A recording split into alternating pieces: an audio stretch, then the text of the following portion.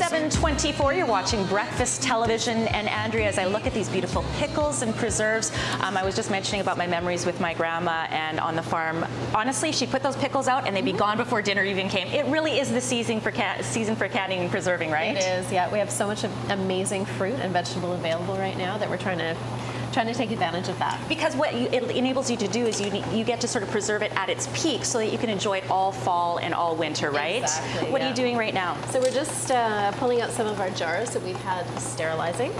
We'll just pop a few more in. So we want to have these in boiling water for about 10 minutes. Okay. And they're just basic mason jars, nothing too crazy about them? Okay. Straightforward. You can buy them at any hardware store, or you may already have them in your space. And how long do they have to stay in the water for? About 10 minutes. Okay. Yeah, so we're going to do some pickles. All right. Usually people use dill flowers, but we've got some really beautiful fennel flowers, which is an alternative. You can also put in some fresh garlic, which is amazing right now. And then pack your jars with some pickles. What kind of pickles work best? Because, I mean, there are different kinds of pickles all around.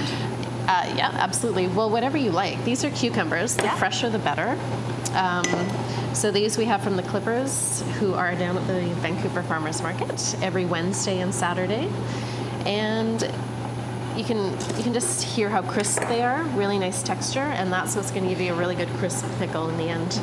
Should they use the produce that is perfect to eat now, or is it something where they can kind of go, oh, this peach or this something is a bit brown and bruised and it's not great on the table? Is that best to preserve and pickle, or what's the rule of thumb as far as what you use? If you're going to be pickling, you want everything to be as fresh as possible. Okay. If you're going to be making a jam, you can cut out bruised sections because there's so much sugar, there's a long cooking process, and it's much easier to sort of get away with things that might be not entirely perfect. Fantastic. We're going to continue with our pickling and preserving all morning long rest here at Harvest Community Foods. Hey, jamming in the live this morning. Over to you.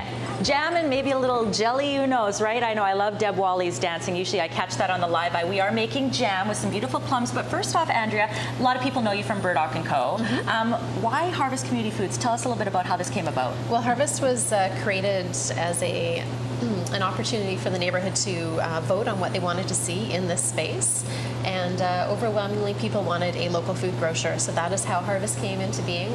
We stock all kinds of small-scale artisan products from a number of different people in the Vancouver area, and we also serve ramen. How wonderful. So this is where we get to tap in, of course, is your experience as a chef as well, making a beautiful plum jam. So what kind of plums have you used here? These are Sapo Bravo Italian prune plums. Why are they great for a jam as opposed to maybe some of those big red ones, or are they all kind of good? They're all great. Okay. This is just what's happening right now. Okay. This is the plum of the week. And is that kind of the key thing when you're doing preserving and any kind of jams, is you want to use what's available at that moment? Absolutely. Okay. That's when you're going to get the best flavor, and you're trying to just preserve the height of summer flavor. Excellent. So you put them inside what? This is some sugar. So with this jam, we just macerate it overnight with sugar. All the juices are going to come out overnight, and the next day we're going to see this. So you haven't cooked that, so that literally goes from here to here? That's right, yeah. Oh gosh, so we're gonna then strain off the liquid, cook that liquid to 221 degrees. So when people are cooking at home, I gotta say, when I've cooked something at home, I don't actually ever go, let me take a thermometer. Like, so how important is that temperature? Or can you just go, oh, it's boiling or whatever? It's important for this because we basically want to get the setting point. So a lot of people just will cook it until it reduces down, but by separating the fruit out, we maintain a nice fruit texture, and then we get the bulk of the syrup to the right temperature, so it's going to set.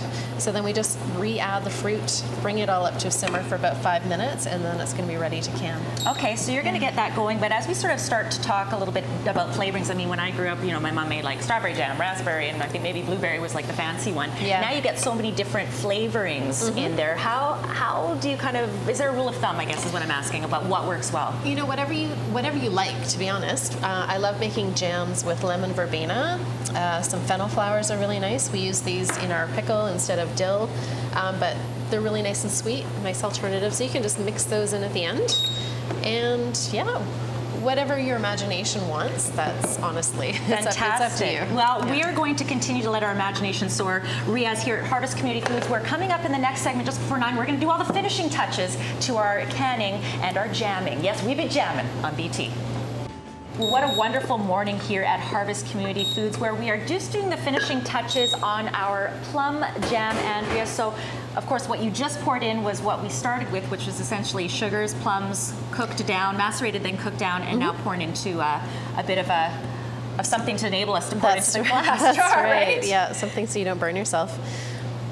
So this is our Italian prune plum jam from Sapa Bravo Farms, and we're just going to get that packed in there and leave a nice little bit of headspace so that the air can come out of your jar. And we've got a couple of things that we've been working on before we kind of do the finishing touches on our canning or jamming process. Where is it, you guys get your produce, and a lot of people may not be aware that they can get some great farm local produce while helping the community as well, right? Yeah, absolutely. We offer a harvest box share here. It's like a CSA program, but we offer it on a bi-weekly basis, so it really suits individuals, people who are a bit more urban, not always around all the time, to take a full market share of a traditional CSA. I love it. Okay, so we've got our dill pickles, or our pickles, and we've got our jam, and now we're doing what? We are just going to finger tighten these, so don't crank the lid on super tight, and just pop them into a pot of boiling water. Make sure the contents are hot as well as the water, and then you won't have any cracking jar problems. Surface covered, boiling water, 10 minutes. Okay. And all of the air is basically going to come out of those jars. And when we bring them out, you'll hear that nice little popping sound. You'll hear a little pop. Now, my grandma, when she used to make jam, and same with my mom actually, they put wax on it. Why did they put wax? People believe that it was another good way to seal, but in fact you don't want to use wax. It's quite the opposite. You just want to have a natural seal happening by getting the air out and just leaving the product Fantastic. natural. So many great tips this morning from Andrea here at Harvest Community Foods. For more details, you can check out their website.